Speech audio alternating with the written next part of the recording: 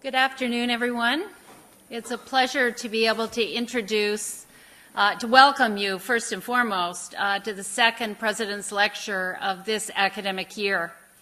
For those of you who are devotees of this lecture series, you will know that this was a series that I began almost 6 years ago now because of my intense frustration that although it was possible on any given day of the week at this university to hear distinguished scholars talking about their work, it was very uncommon to be able to hear my own colleagues talk about their work. And I thought that it would be a very important thing to have opportunities for the community to hear each other and to really celebrate the kind of wonderful academic work that is done by members of our faculty.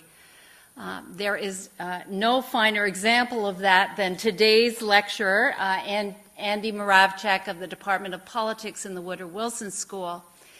And to introduce him and his very interesting topic, which you can see here in this slide, I have asked his colleague, on many fronts his colleague, Professor Bob Cohan, to introduce him. I do so because Bob himself needs no introduction. He is one of the most eminent members of the international relations community in the world. He just returned from a trip to China where I am told he was greeted as a rock star by all of the faculty in China who, of course, know of his eminent work. And I am very grateful to him for his willingness to introduce Andy this afternoon. Bob.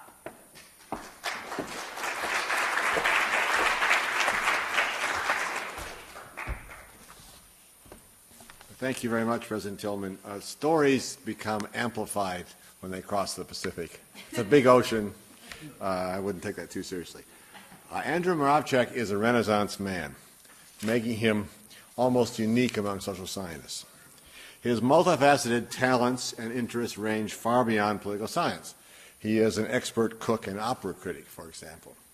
However, I limit myself in this introduction to his accomplishments as a political scientist. He's a major theorist of international relations, having published an influential article on a liberal theory of international relations and a widely cited and somewhat stinging critique of what is known as realism, entitled, "Is Anyone Still a Realist?" To which the implicit answer was no. Professor Moravcsik has also done important work on human rights institutions. In addition, he's the most cogent analyst of the European Union, working on this side of the Atlantic Ocean. And his work is the object of much debate among European commentators. His 1998 book, The Choice for Europe, is, in my view, the most important book written on the European Union in the last 40 years, now almost the last 50 years. He has also argued convincingly that Europe does not have a democratic deficit. Indeed, that the EU is approximately as democratic as its member states are in their actual practice. This is a controversial view because the conventional wisdom is the opposite. Professor Moravcsik came to Princeton in 2004 from Harvard, which used to have the strongest faculty in international relations of any university. We are honored to have him speaking here on a topic that connects his expertise in European politics and world politics. Is there a democratic deficit in world politics? Andrew Moravcsik.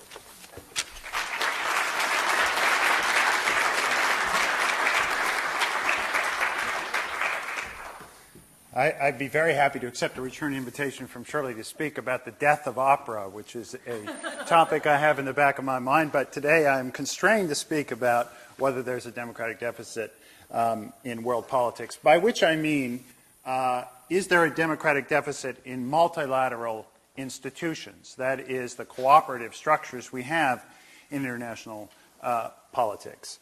And I will focus in exploring this question primarily on the European Union, but for reasons that I'll set forth, I think the European Union is a good indicator of the kind of problems and issues that would be raised by analyzing this question more generally. Now, the democratic legitimacy of international cooperation, of multilateralism, of international institutions, is a central issue in public debate in most of the countries of the world. And in the United States, I could string a set of lurid quotations about things ranging from the Supreme Court citing international and foreign law, the legitimacy of the WTO, the role of the UN Security Council in the run-up to the Iraq War, the International Criminal Court. And in all of these cases, you'll see people backing arguments, whether those are arguments for expanding or contracting the ambit of international cooperation, backing those arguments with claims about the democratic illegitimacy of current structures. But instead of reading all those quotations, I'll just offer one anecdote, which is one of the perks of these lectures is that you get a wonderful big poster. I'd like to thank Amy for providing that big poster. The picture has, as far as I can tell, nothing to do with my lecture, but it's a beautiful picture nonetheless. And it was hung, among other places, this poster, on the elevator of the Woodrow Wilson School, where students are not shy. And it wasn't there. So here's this big poster that says, "Is there a democratic deficit in world politics?" And it wasn't up for 3 hours before some student whipped out a pink highlighting pen and wrote, "You think?" So clearly lots of people think there is a democratic deficit in world politics. And what I want to do today is advance a general framework for assessing the democratic legitimacy of international institutions and focus in applying it on the European Union. Now, there's a series of good reasons, besides the fact I've written on it before, to focus on the EU. It is the most ambitious and the most successful experiment in international cooperation in world history. And the Treaty of Rome, the founding treaty of the European Union, as amended, serves as a de facto overriding constitution in many cases for Europe. Moreover, most politicians, commentators, analysts seem to think, and even voters perhaps, that the EU suffers from a severe democratic deficit, that it is not democratically legitimate. In the communique of the European Summit, where the heads of state meet, that launched this recent effort over the last 6 or 7 years to promulgate a constitution, an explicit constitution, in place of the de facto constitution they have now in the form of a treaty for the European Union. European Union leaders designated the EU's lack of democratic legitimacy as, quote, the first challenge facing Europe. And that challenge has been debated extraordinarily broadly. It's fair to say that the constitutional debate on the future of Europe is the broadest, deepest, and in certain respects the best constitutional debate ever held in reference to an explicit promulgation of a constitution. Most constitutions, of course, are promulgated in secret or quasi-secret, as was our own, justified quickly, and then implemented. Some critics have said, Oxford Don Larry Siedentop asked rhetorically once, where are the Madisons for Europe? To which I would retort, who isn't a Madison for Europe? It seems like every politician, every philosopher has come up with their own proposals. So it's a very deep debate, and many people seem to think it's a problem. And it's not hard to see why the democratic legitimacy of the European Union seems problematic. And the characteristics I'm about to name of the European Union are similar to those in other institutions in world politics. For one thing, only one branch, and that's one more than most international institutions, is directly elected, the European Parliament. It's far weaker than any national parliaments we know of. The elections are decentralized, apathetic affairs in which voters decide on the basis of national considerations or general crankiness to vote for one party or the other. There's almost no scholarly evidence that European considerations ever play a role in these elections. The European Commission, that group of technocrats in Brussels, currently headed by Barroso, is widely perceived as a distant technocracy of career officials. The most powerful of Brussels institutions, the Council of Ministers, where national governments send their representatives, deliberates in secret, and whereas it is indirectly accountable to voters. There is no direct electoral consultation about what goes on there. The European Court of Justice, the Supreme Court for Europe, is extraordinarily powerful by comparison to most national courts, and is appointed in a kind of horse trading between member states in which the people's voice is never heard. Now, these kind of procedural qualms might not be might be tolerable were it not for the perceived bias in the outcomes of what happens in Europe. Right-wing critics believe the EU infringes on personal liberty, that it's a kind of conspiracy by socialist regulators in Brussels. But on the left, more strikingly, a specter of a throwback to a fiscally weak, laissez-faire 19th century state haunts Europe today.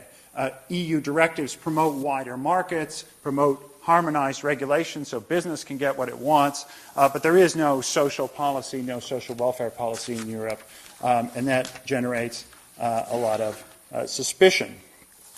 And then there's the general fact about international institutions in general, and the EU in particular, that they appear large, distant, hardly proximate to what people's everyday lives. And for this reason, many believe it to be democratically illegitimate. Now, then, rather than reading more quotes, I'll show some political cartoons. So here we have a recent event that pretty much encapsulates all of this, the French and Dutch referenda, where they rejected a new European constitution, even though it was a relatively conservative document. Here we have a very polite cartoon, because it's Canadian, of the European Union being tossed over a wall from Paris and splattering on the ground. Most European voters, when asked about the European Union, turn cranky, so they take out their political frustrations on it. When they're not doing that, they're sleeping. They don't care about it at all.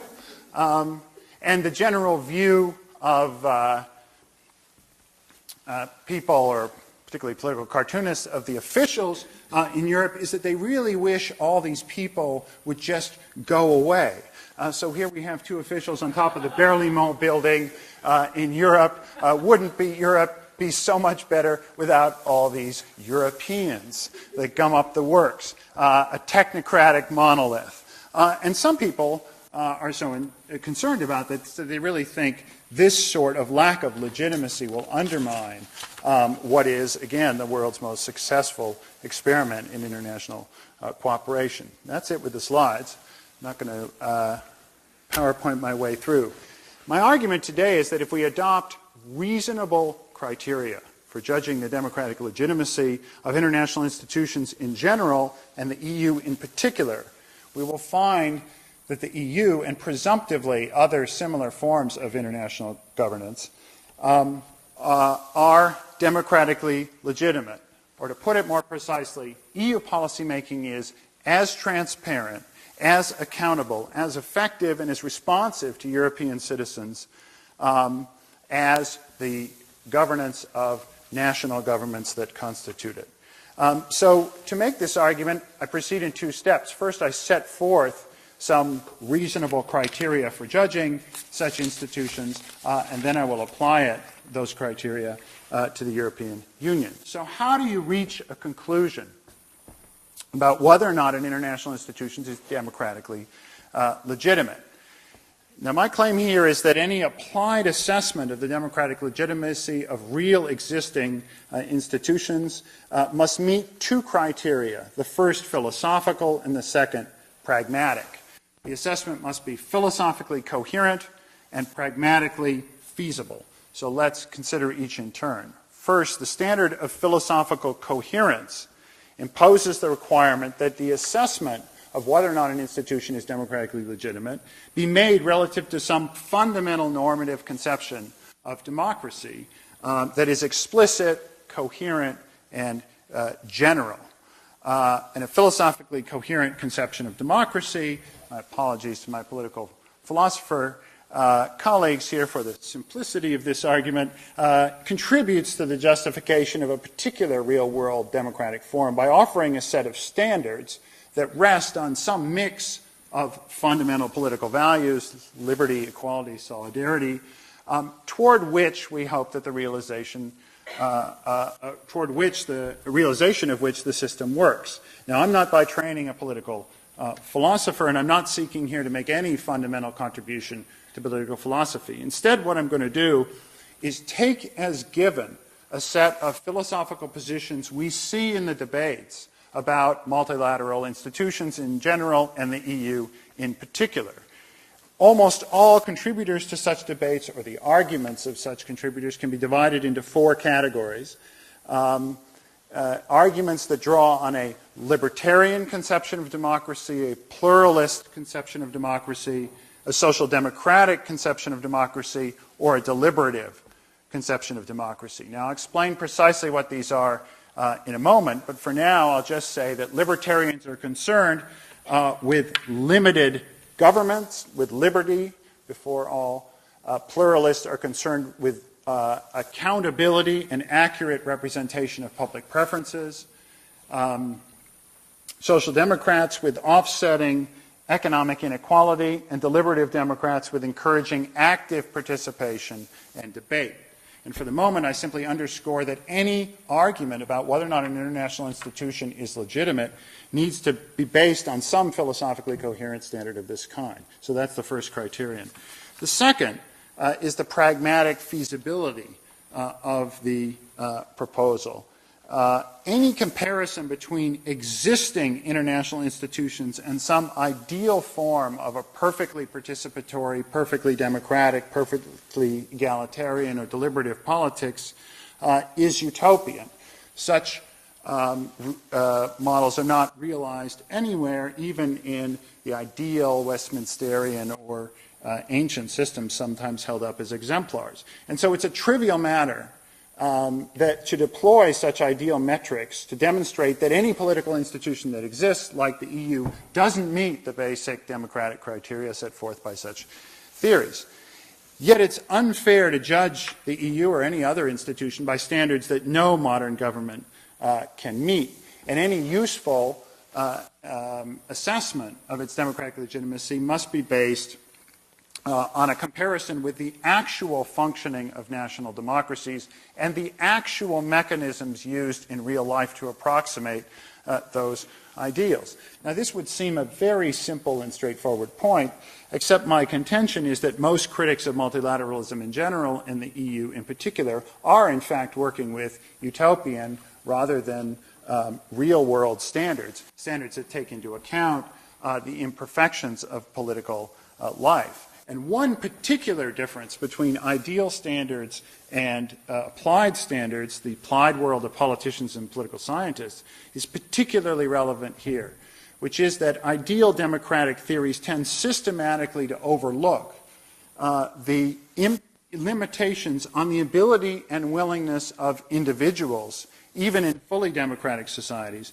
to involve themselves extensively in politics, to develop expertise, to contract with one another in order to manage credible commitment problems, and to overcome existing differentials in social resources. In the real world, as opposed to the ideal world, individuals suffer from limited and unequal ability to devote time and energy to learning about engaging in politics. And the resulting, and they tend to be non-participatory often, ignorant often, and we work with institutions that are imperfect at realizing, contracting to get the outcomes we want. Applied democratic theory has to work with the real individuals we find, inattentive, inexpert, uncertain about the future, and unequal. Now, constitutional systems in the real world cope with such imperfections, broadly speaking, by using and delegating to insulated political authorities, representatives and bureaucrats. We do not rule by referendum or by mass debate. And such delegation, whereas in an ideal sense it reflects a second best solution, is in fact in the real world the best that we can reasonably achieve. Now again, I'm going to forego the details of extending out this argument. There's a recent paper with Bob Cohen, Steve Macedo, and myself on this question. So here's what I intend to do today. to evaluate the European Union based on these four democratic criteria, the libertarian, pluralist, social democratic, and deliberative democracy, by drawing on empirical evidence about how the EU and other established democratic regimes actually work. So calibrating the analysis to what's really possible to the best we can achieve. So let's start first with the classic libertarian conception of constitutional democracy, which has been the source of much criticism of global governance or multilateralism in the United States, and not a little, particularly from the British right, in Europe. The libertarian conception of democracy, constitutional democracy, views a democratic political order as a means to protect individual liberty against arbitrary, corrupt, and tyrannical power exercised by the state. One of the oldest justifications for democracy, going back to John Locke and others in early modern Europe, is precisely that it assures limited government and by checking state power. This is the basis on which many conservative opponents of multilateralism, as I said, particularly in the UK, launched their critique. You can really see this in Europe with the British tabloid press, which is constantly running lurid stories about arbitrary rule by supranational technocrats in Europe. Now, such stories demonstrate, I think, an unhealthy obsession with the scatological. So Brussels is forever portrayed as overregulating the size of cucumbers and bananas and condoms, and you kind of get the picture of how these stories are written. But nonetheless, there is a very live concern, and a very powerful one, in political discourse about this.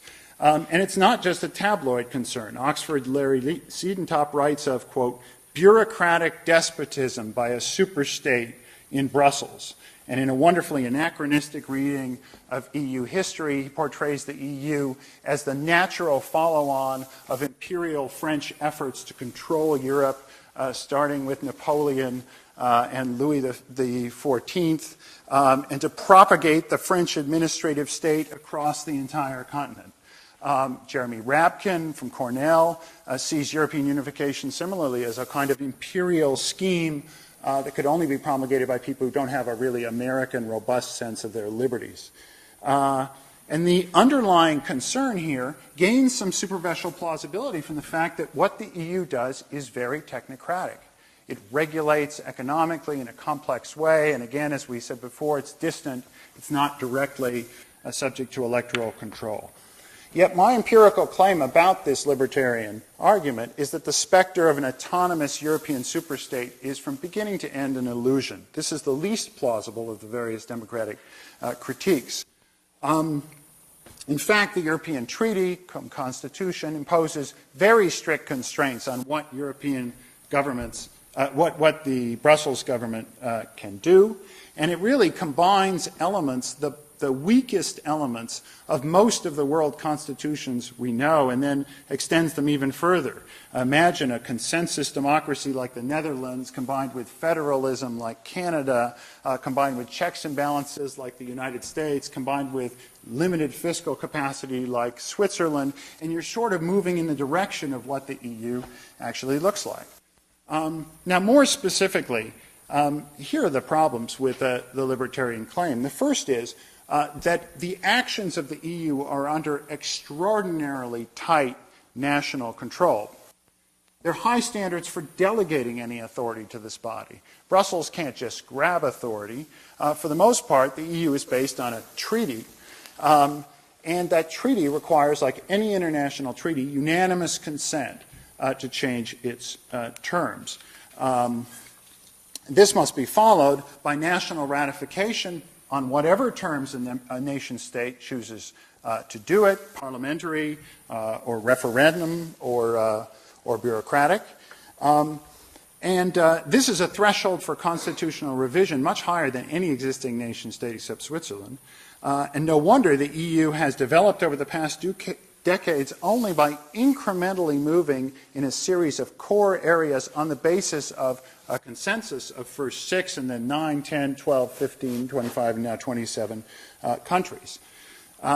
Secondly, even once constitutional power is given, because you might say, well, once you delegate constitutional power, we don't know what's going to happen to it, and one of the downsides of having unanimous consent for promulgating a constitution is you need unanimous consent to change it. You can get stuck someplace you don't want to be. But the standards for legislation or action within this constitutional system are equally, not equally high, but very high in comparative perspective. Everyday EU legislation, called directives, requires the support of 70, in some cases 100%, of the weighted votes of national representatives in the Council of Ministers, a higher proportion than required in any national legislative system. In fact, it's order of magnitude the same as required to amend the American Constitution. So there's tremendous protection against any arbitrary expansion of power. The result of this, and it's such an important characteristic that the EU shares with other international institutions that I treated separately, is the limitation in the instruments that an institution like this has. The EU lacks almost every powerful policy instrument that national governments have. The traditional core instrument of a national government is the monopoly on legitimate coercive force, the most fundamental, oldest policy power of a state. Yet the EU has no police, no army, no significant intelligence capacity, and no realistic possibility of achieving any of these things. It can investigate only very narrowly in antitrust cases and corruption cases.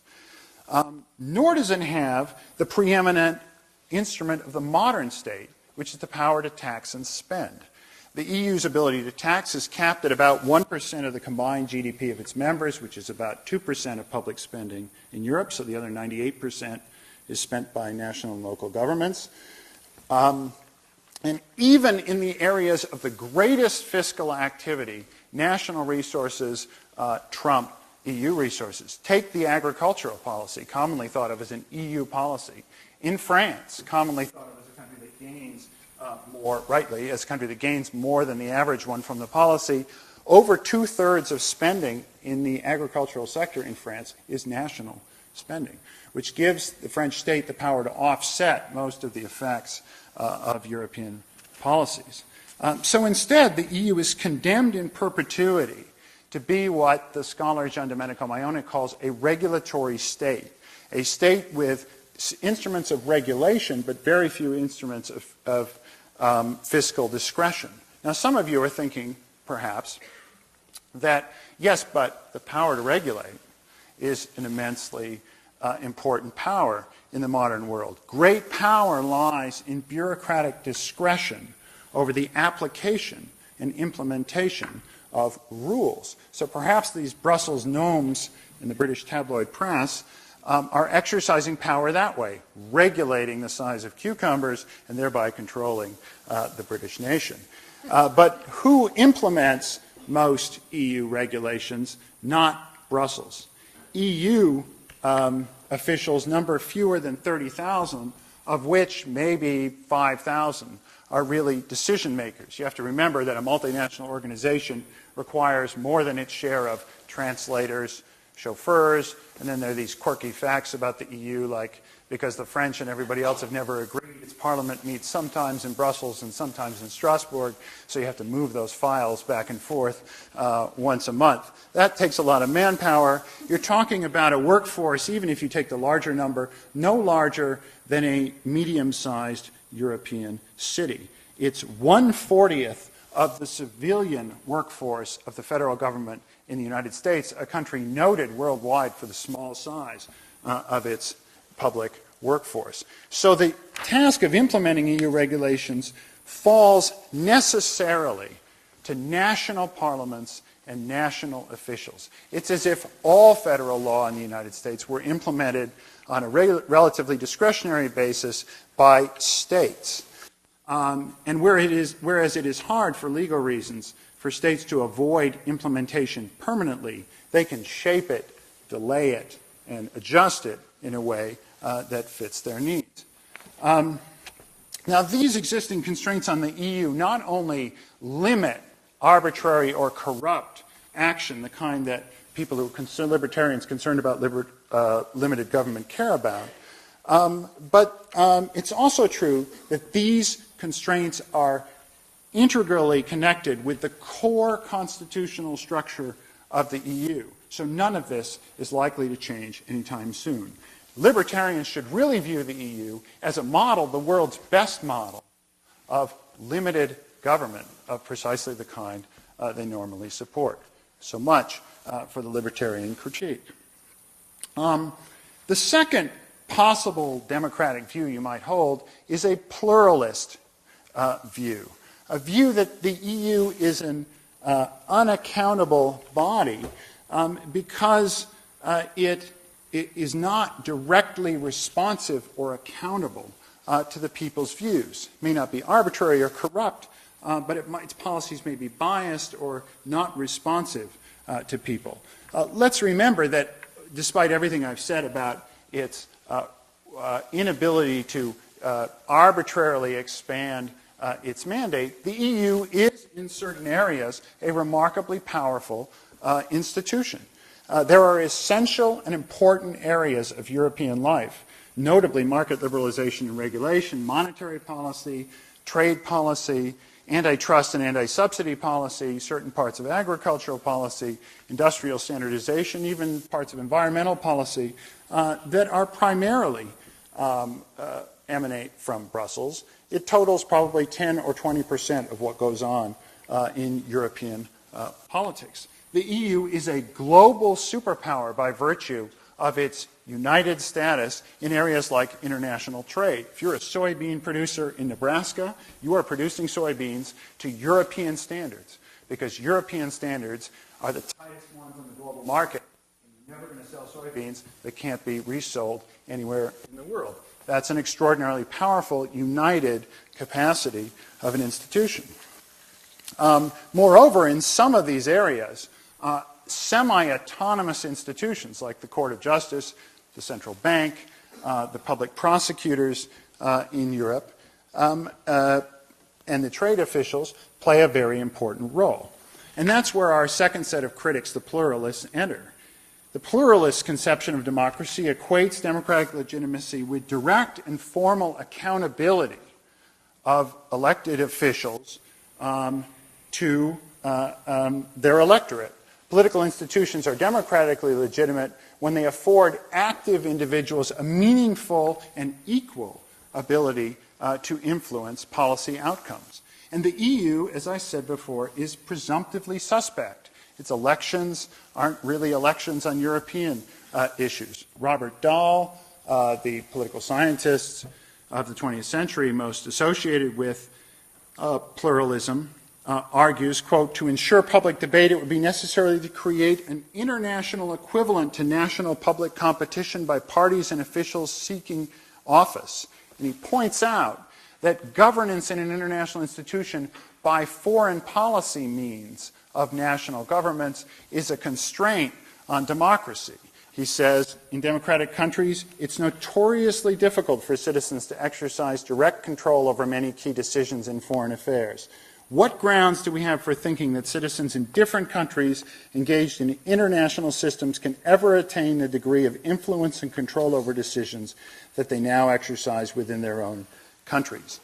And in recent years, a number of scholars in the United States, particularly a group of conservative legal scholars, the so-called new sovereigntists, have argued against international human rights law and multilateral commitments more generally, precisely on the notion that they don't fully realize our values of democratic, popular sovereignty. Even if you pointed out that most of the national governments that take part in the EU policy are elected, critics might still point out that the people who are making the decisions are not parliamentarians. They're instead ministers and diplomats, the most insulated people in national governments. And some criticize the EU as little more than an insulated cartel of national technocrats bent on regulating citizens free from public scrutiny. So yes, they want to regulate the size of cucumbers, but it's British regulators that are colluding with others to do this.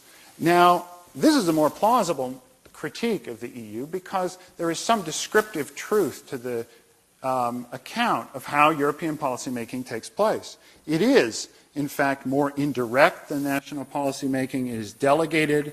It's true that these elections are not particularly meaningful. But there are 4 reasons why we should not be concerned. The first is that international organizations comprised of democracies are in fact subject to robust mechanisms of electoral accountability when necessary via elected national governments. The most important hurdle that any piece of legislation or any constitutional change in the EU has to surmount is the hurdle of gaining assent from 70% of the nation states. And those heads of state and ruling coalitions are directly elected. True, they have a certain amount of autonomy, but they do in domestic life as well. Any country that makes it a priority, and Denmark and Sweden have chosen to do so, can establish mechanisms of ex ante before the fact national parliamentary scrutiny of any action that the EU does.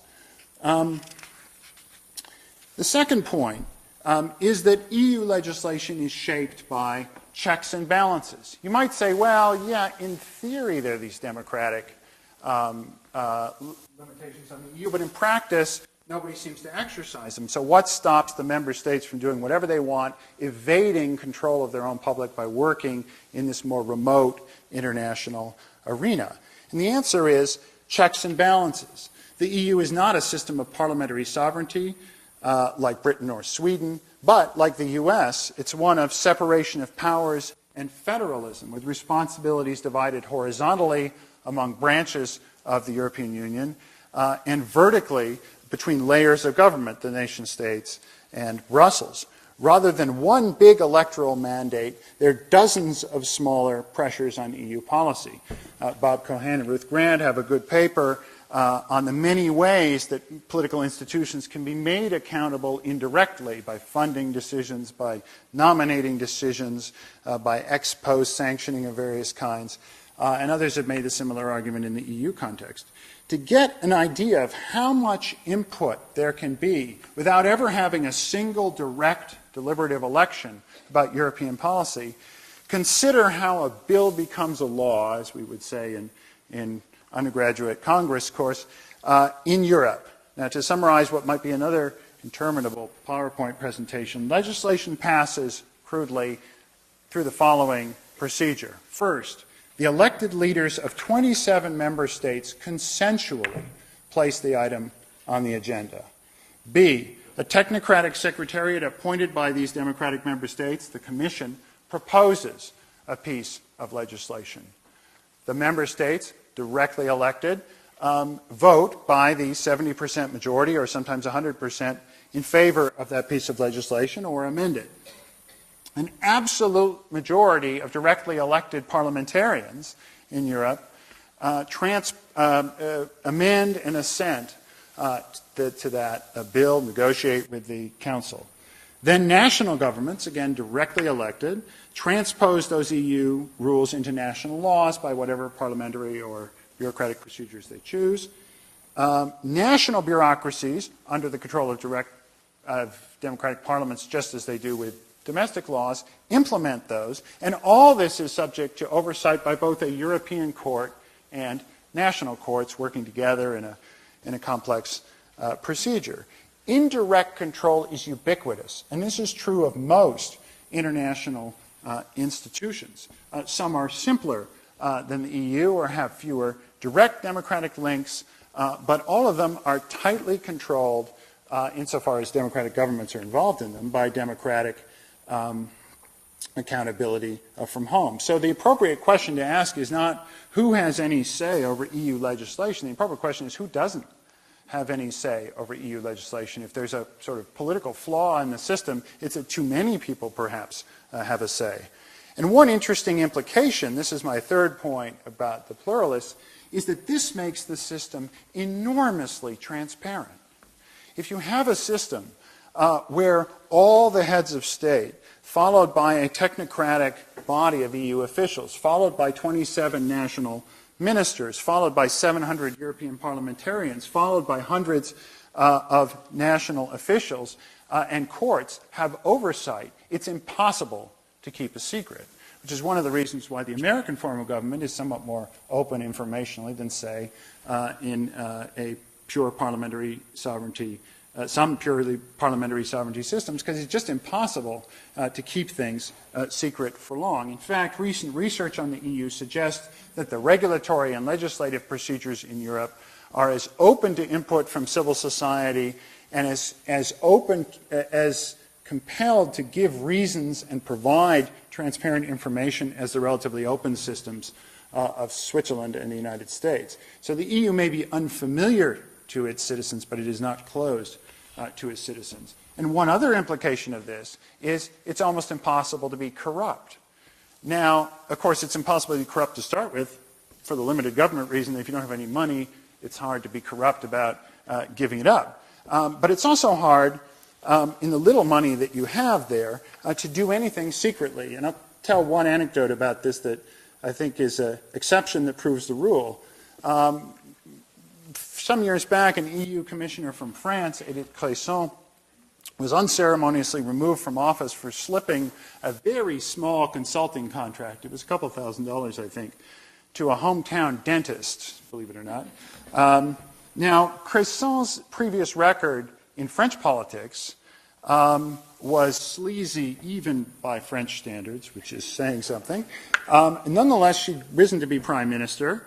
As a commissioner in the EU, she didn't last 18 months. And I once had the occasion with Anne-Marie to meet the person who did her in, who was a Swedish commissioner, and quite the stereotype. She was a perfectly ramrod, straight woman with a very sensible gray hair tied in a bun, rather humorless, I think. And she, so I took the opportunity. We were actually, this was a USC event. We were in a posh LA club, so she was feeling very uncomfortable. And I took the opportunity to talk to her about EU politics. And I said, well, what motivated you to go after Edith Cresson? And she looked at me with this steely look and said, we don't do things like that in Sweden. Right? So if you're in a system where anybody's standards can be imposed on you, you have to be careful. Now, some of you familiar with the EU might point out, and this is my last point with regard to the pluralists, that there's some striking exceptions to this decentralized governance style. Some EU institutions that rely on technocrats and judges to resolve essentially political questions of redistribution or allocation of risk. The European Central Bank, the European Court of Justice are powerful, independent bodies not subject to nation-state control. Yet these EU judges, and technocrats, and central bank officials enjoy the greatest autonomy precisely in the area, those areas, central banking, constitutional adjudication, criminal and civil prosecution, technical administration, economic diplomacy, in which most advanced industrial democracies also permit their officials to act more freely. And for reasons that some people here, Chris Eisgruber and Philip Pettit, Steve Macedo have argued, and others have argued in the EU context, such counter-majoritarian policies have a sound normative basis. I won't go into it in detail, but happy to talk about it in the question period. And so this explains our final fact about the EU, which is it is, in fact, if you poll people, more popular than the national governments in Europe. Not all national governments. It is true, actually, as Dahl might be happy to hear, that in some small states like Denmark, people like their system of government a lot. But if you add together all the governments of Europe, the support for European institutions is, in fact, higher than for national ones. So much for the pluralist democratic concern. What about the next one, the social democratic view? The use of non-majoritarian institutions, the reliance on democratic mechanisms where people don't really participate, alerts us to a possible problem here, that the EU might be generating biased outcomes. And this is where the Social Democrats come in.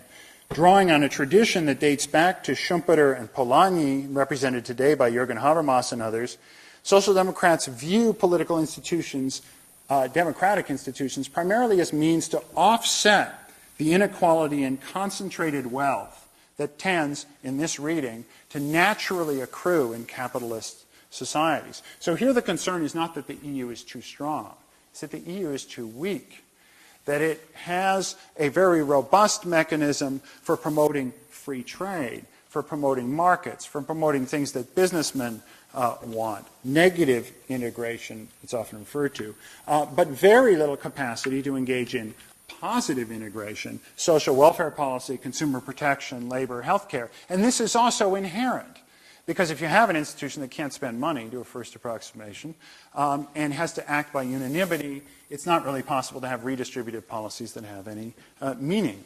So this bias is not happenstance, it's embedded in the EU, and so we again see the specter of this 19th century neoliberal state. This would be bad enough, but on top of that, some people argue that market integration actually puts pressure on the social welfare states, which cannot withstand the tough competition of globalization, even within Europe. And so we see a race to the bottom with countries reducing their regulatory standards in social welfare in order to compete in this market. Now, on its face, this criticism is at least more plausible than the libertarian one, because it's true that the EU is primarily a market-constructing body.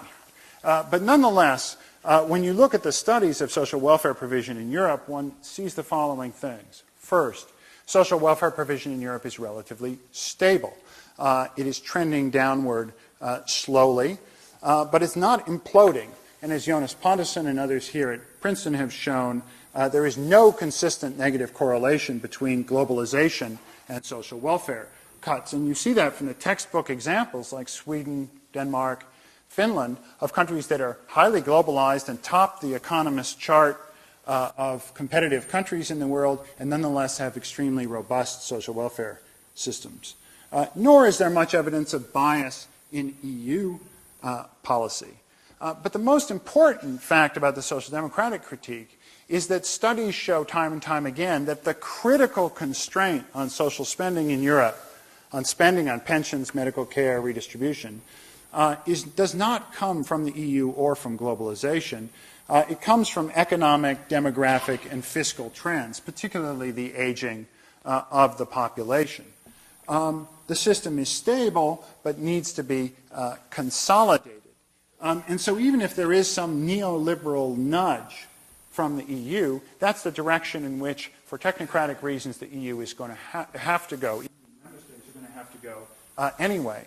So in that context, it's better to think of globalization and social welfare as being complementary, and we see real-world examples where this takes place.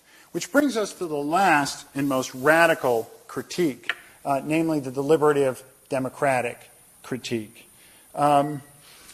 This final normative conception of democracy, sometimes called strong democracy, deliberative democracy, views political institutions as means not just to assure equal opportunity for participation or equal opportunity to make government accountable or to defend rights, but as a means to render political participation itself more meaningful and effective for citizens. I've said several times that European elections tend to be desultory, apathetic affairs. And deliberative Democrats jump in and they say the job of government, the job of a constitution, is in part to reconnect an apathetic and passive citizenry to the political process. More opportunities for direct participation in deliberation would do this and would thereby legitimate, create trust, create a sense of support for European integration. Now, this is a very attractive conception of democracy with its aura of New England town meetings and so on. And in many contexts, it makes sense, but not, I think, in the European context. One critical point is that the premise on which it's based, which is that participation in an existing democratic system leads to greater trust or positive feelings, is simply wrong. It is what we're taught in civics, but there is in fact no correlation between popular participation and popularity or trust or any other measurable attribute of political systems, the EU included. It's actually the courts, and believe it or not, the bureaucracies in most OECD countries that people trust. They dislike parliaments and they loathe elected politicians. So we're not going to get a more popular Europe or more trusted Europe this way, but some people might say, so what? If you're a serious deliberative Democrat, you might say it doesn't matter. I think meaningful participation in politics is an important thing for its own sake, even if it doesn't create trust and support. But here the problem is feasibility, because there is the striking fact that there are myriad opportunities for individuals to influence European policy, and they don't take them. And even when you expand those opportunities or you publicize those opportunities, as happened with the recent constitutional debate, Europeans don't take them. So the question is, why? Now, the polls show it's not because they think their participation is inefficacious. It's not because they think EU institutions are not important. It's because they don't care about the outcome. Now, why would they not care? Well, here we need to look at what the EU does. Remember that your average person in an electorate keeps one or two issues in their mind. In the political system as a whole, people keep maybe a half a dozen.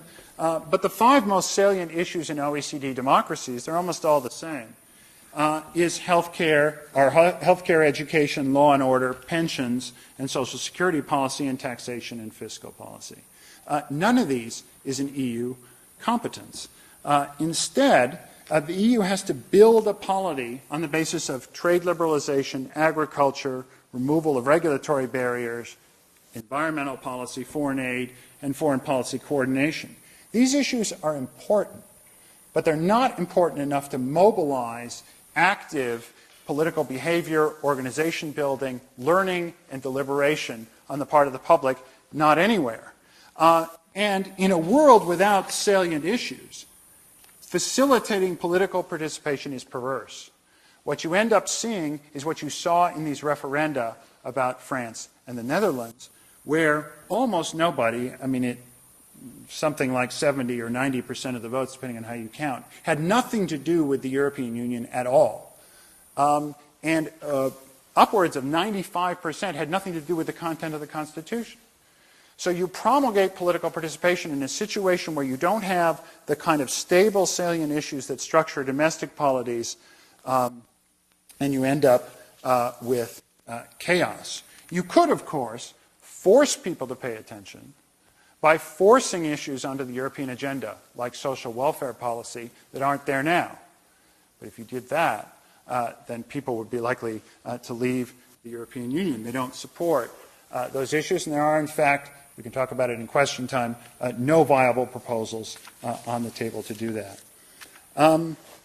So, in conclusion, I've hoped to persuade you that no matter what kind of Democrat you are, no matter what normative position you start from, whether it's a libertarian position, here thought of on the right, or a social democratic position on the left, or a sort of more culturally democratic position, a deliberative Democrat, or a classic pluralist, that there really isn't the empirical evidence to support the view that the EU is any worse than the kind of second-best democracies that we have in national governments. Now, I don't mean this as an apology for everything that the EU does. Some of my colleagues have gone back and forth on this question. I think there are cases which clearly should generate scrutiny and skepticism. One is the central bank. Of course, all central banks are independent, and so is the European one. But the European Central Bank is more independent than any national exemplar in the developed world, with no technocratic justification. So you can certainly use this kind of analysis as a critical standard. I would conclude then by just pointing out one broader implication of the work, which is that it is a certain model, but not the only model, of how political philosophers and political scientists might work together. Because the basic insight here of the framework is that you cannot reach a conclusion about the democratic legitimacy of the real existing institutions without both political philosophy and political science. And the political science is essential because often the effect of trying to realize a political goal in politics will be perverse, as in the case when we insulate policy in order to make it representative of a broader constituency. Now, I see many colleagues, co-authors, even some critics out there. In fact, I assume there are probably more critics out there than I know. So I look forward to your comments. Thank you.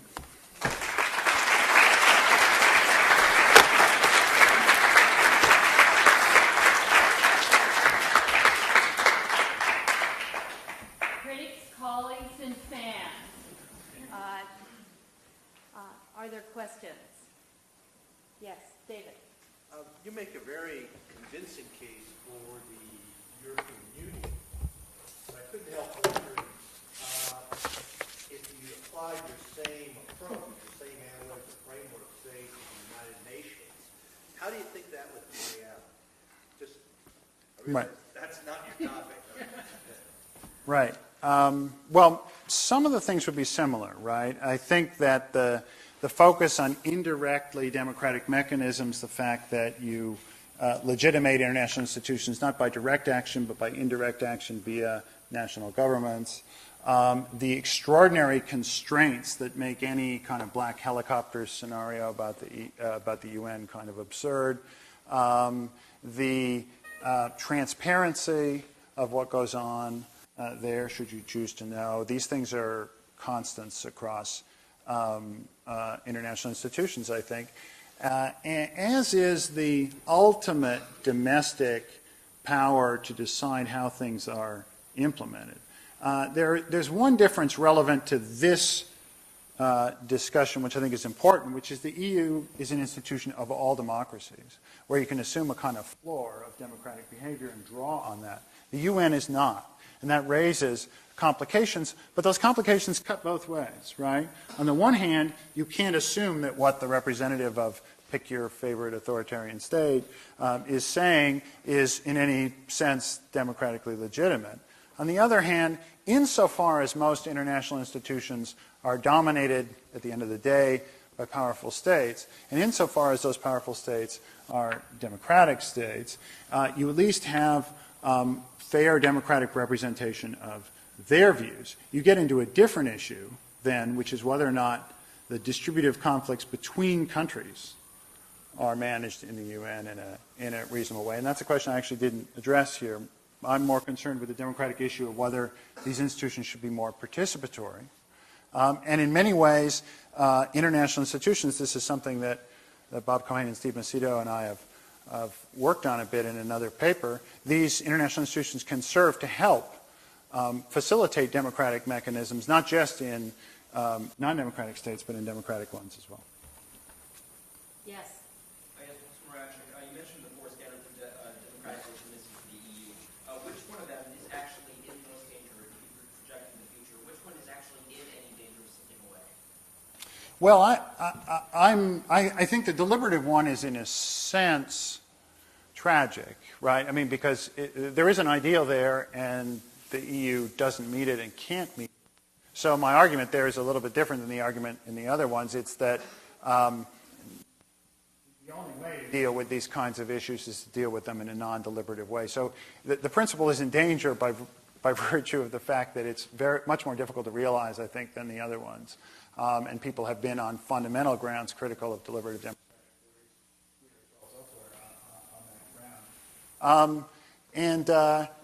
I also think that the single institution, which is the one I mentioned at the end, that is most questionable in the EU is the central bank.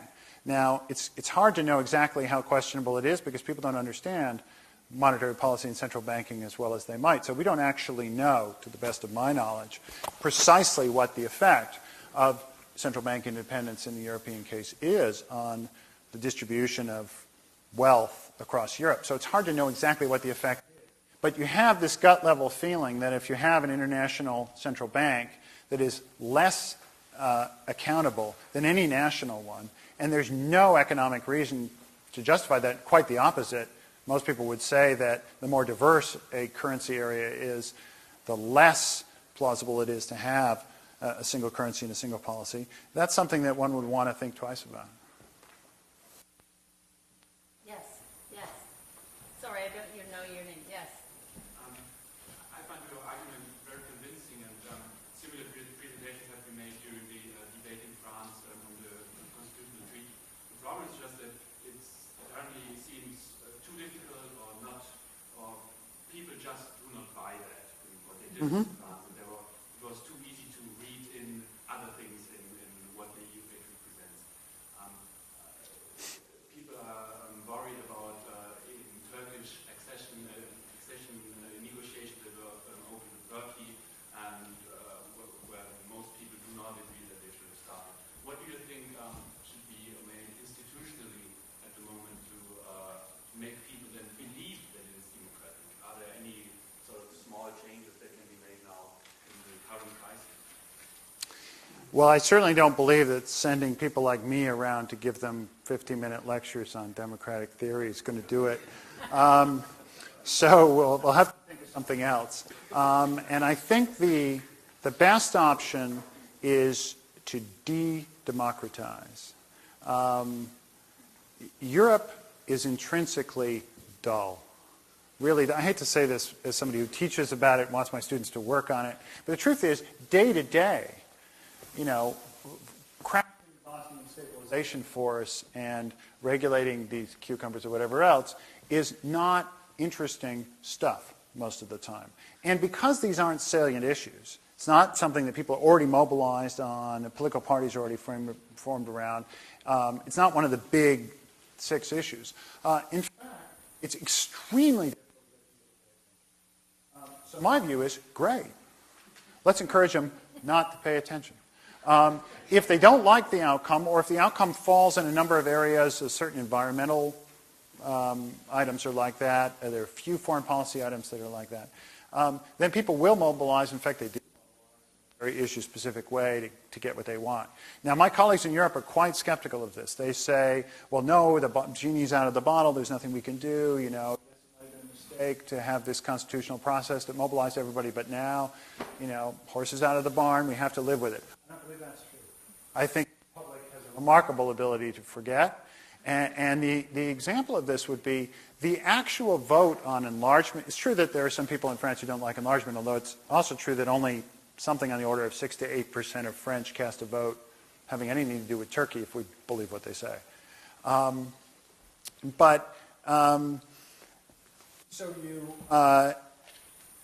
The interesting decision, the most important decision taken in Europe was the decision in the last few years was the decision to enlarge. That decision went through the French Parliament with nobody saying anything about it. Why? Because it was structured in a different way, because people didn't assume we would try to mobilize the public. The Constitution, by contrast, was a deliberate strategy, a deliberate PR strategy of trying to mobilize people to generate legitimacy. And you see the result. So my view is, go back to the old strategy, you'll have a couple of tough years, and then you'll be able to proceed.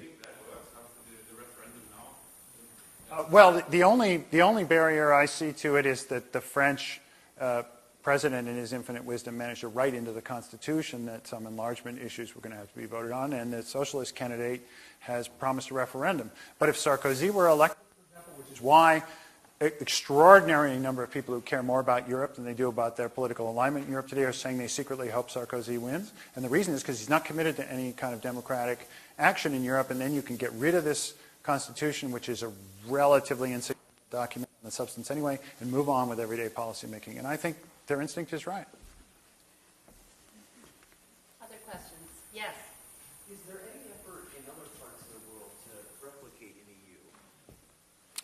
EU? In various forms. I mean, NAFTA is, in a sense, that kind of effort, but not with the same intensity of commitment. And there are a lot of historical reasons for that.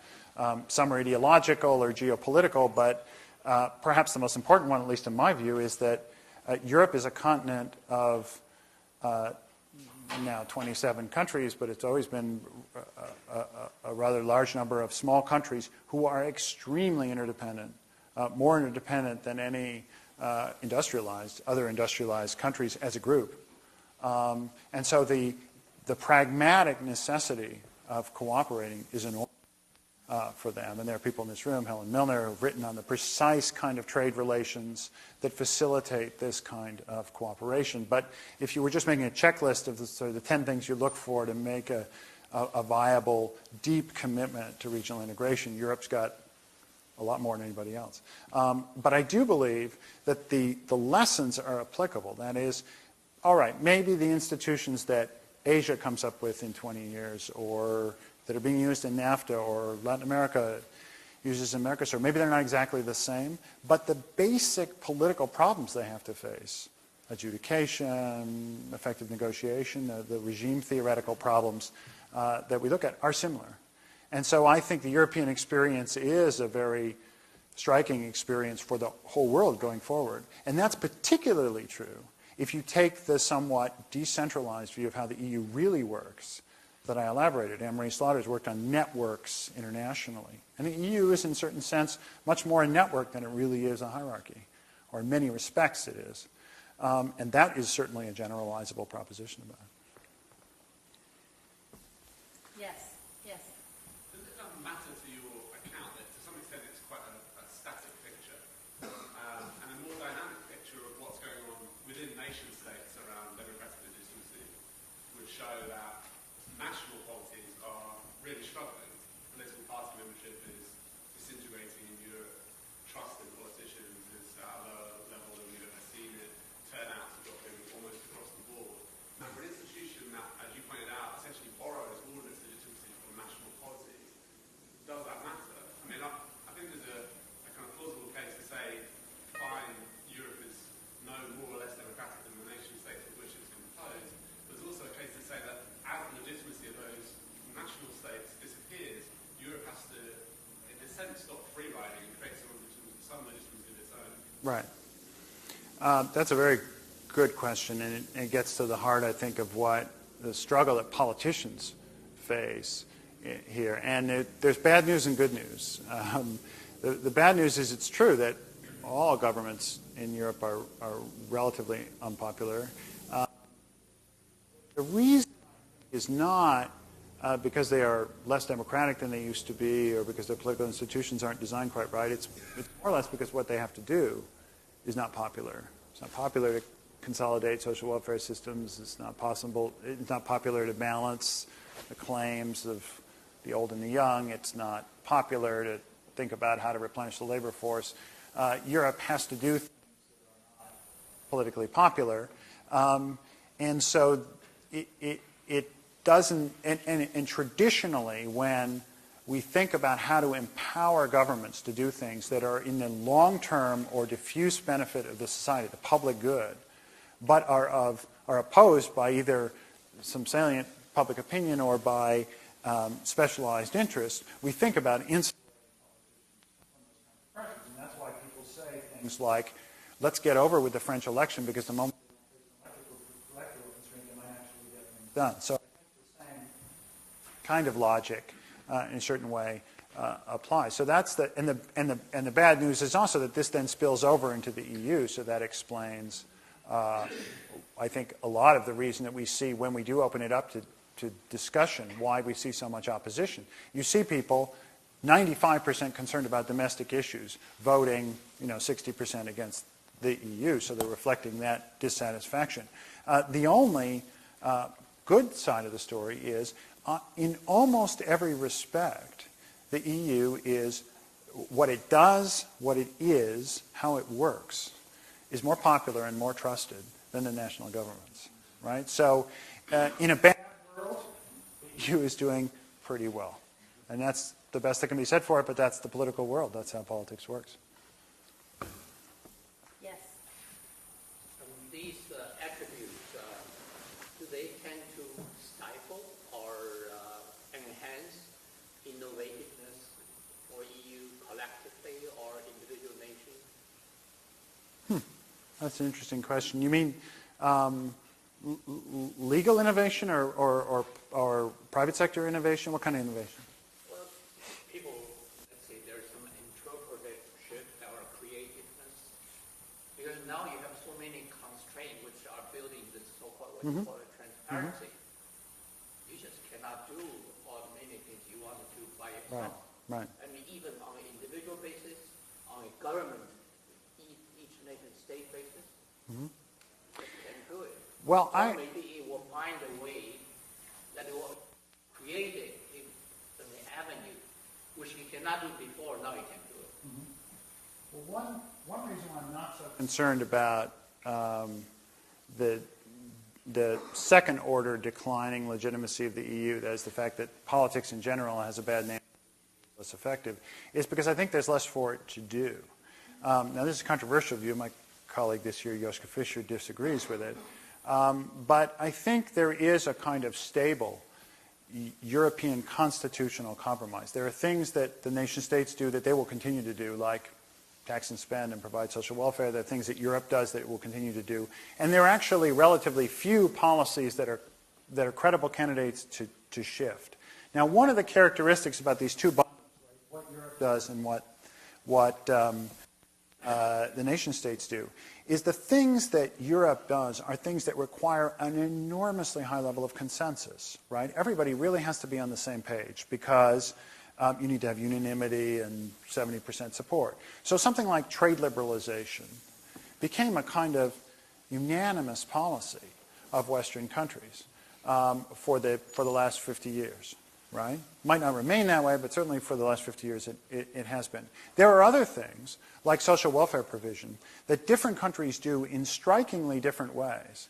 And many people think there's no real benefit to doing them all the same way. We shouldn't constrain them. In fact, it's a good thing to have different experiments going on. So if the Swedes figure out how to do this bit of it, or the British figure out how to have a flexible labor market, the example will will be an example for other countries. So you'll get more learning, you'll get more innovation if you have a decentralized system. And I think there's a plausible case to be made, although it's a sufficiently subtle question, I have to think it through, that the issues that remain national, where there's a lot of diversity, are precisely the kind of issues where there are a lot of different possible solutions to a problem.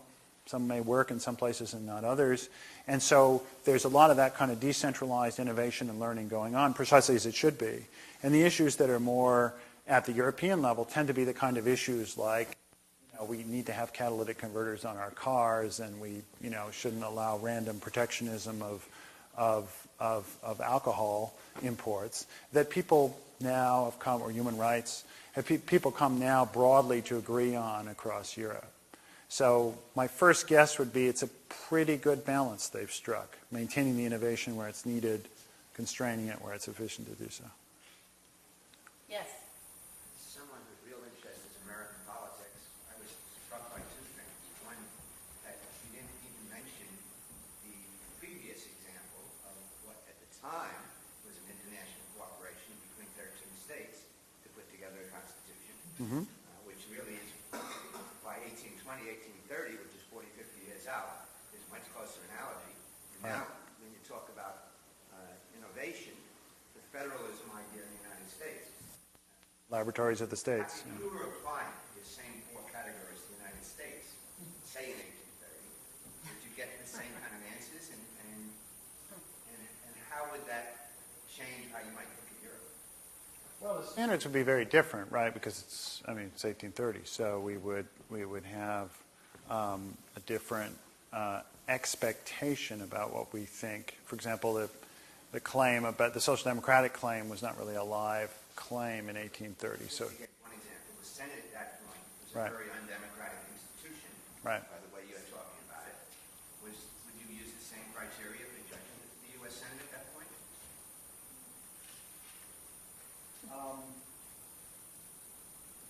In principle, yes, but you would need to tailor it to the circumstances of what's possible in those days. So the electorate is much smaller and so on. But these, and in fact, these kinds of, the four standards, again, are hardly original. They're broadly exhaustive, but they really summarize different generic ways that people think about applied democratic standards. So you can find them, and they are generally applied to national governments. Whether in 1830, I don't know, but if you apply them to the United States in 1850, which is of what Robert Dahl and other people whom I cited did, yes, they fit like a glove, and I'm just borrowing them there and saying, let's apply them to this international institution. So in that sense, the questions and answers about democracy are invariant. You can be talking about the town of Princeton, the state of New Jersey, the United States, Europe. Any other questions? Yes. Yes. So I'm curious as to how much your argument relies on a common good understanding of politics. You might also think of democracy as being concerned with fairly balancing interests, right? And so when you look at the EU, what's significant is that you're now asking a British citizen to balance his interests against an Italian citizen, whereas before it was just Brit against Brit. And this kind of forced balancing, you could argue, is really appropriate to only certain kinds of communities. Ones with kind of a shared history or kind of a familial feeling. And you might argue that the EU is that kind of community, but you need to make that argument, right? And especially when you try to then extend it to kind of the world, you might say that this great requirement that we're forcing people to balance their interests against other people in this polity is quite a significant requirement that we need to justify somewhat. That's right. And I would distinguish this entire analysis from a response to those people who say, there is something so distinctive about the United States that, for example, we just have different rights. We don't have human rights. These aren't human rights in the American Constitution. They're American rights. And they're different from somebody else's, and that's what's important, and that's the most important thing. You could hold that view and reject the notion that the European Union is a desirable thing, right?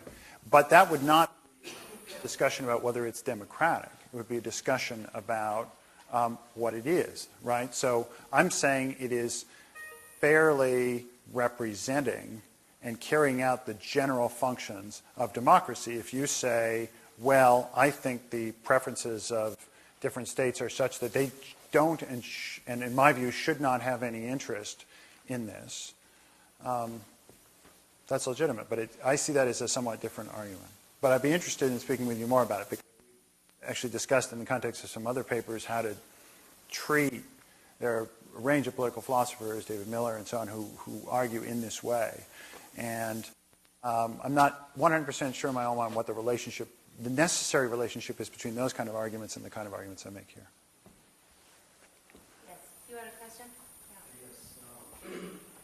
Yes.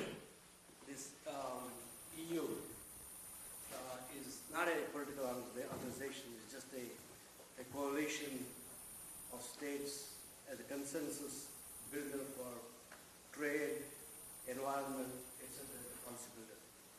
So they don't have any tooth to enforce anything. No, they do. And every member state has got a veto power, whatever it states. And that's probably one of the reasons why Britain didn't want to join the EU. Well, if Britain had a complete veto power over everything, why should they care? And EU is predominantly run by a couple of member nations, maybe Germany and France, and everybody else had to follow suit. Well, that isn't the view. I would disagree with the characterization of how it works. I think it does have real power. It does have real power, and that, therefore, the democratic legitimacy question is important, because you are authorizing a collective system to make decisions that stick. And yes, you can evade them for a while, and yes, you can adjust them a little bit, but you cannot just flagrantly not comply with everything that the EU does, and countries don't. In fact, their compliance rate is pretty high, as best we know. So it functions like a political system where you are compelled to share power with other countries. And therefore, this question of whether it is appropriately reflecting the interests of citizens in each country arises. It also arises the democratic question of whether or not it fairly, relatively apportions the power among different states. So you might say, well, it's all run by France and Britain. I don't agree with that, but it would be a legitimate question to ask. The euro is there, but the French franc is still there, the Deutsche Mark is still there. Why is it? Gone. greatly to my chagrin because I'm a somewhat messy professorial kind of guy. And so, as Emery will attest, we have some French francs and Deutschmarks in our drawers, and we missed the deadline on those. So I give them to my kids. They play with them in the living room. You know, what can you do? And it's more money than I care to name. Given the lateness of the hour and the great attentiveness of Professor Moravcsik to your questions, please join me in thanking him for a really